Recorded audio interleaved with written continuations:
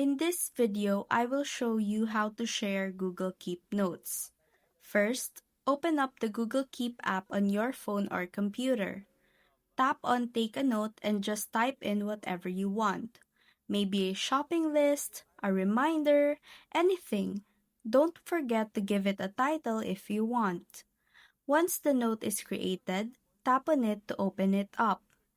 Then at the bottom, you will see a few icons. Tap on the fourth one, the little person with a plus sign. That's the collaborator button.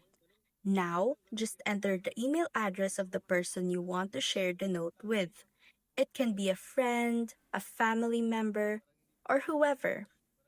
Once you've added their email, tap Save. And that's it. They will now have access to the note and can edit it too. And that's how to share Google Keep Notes.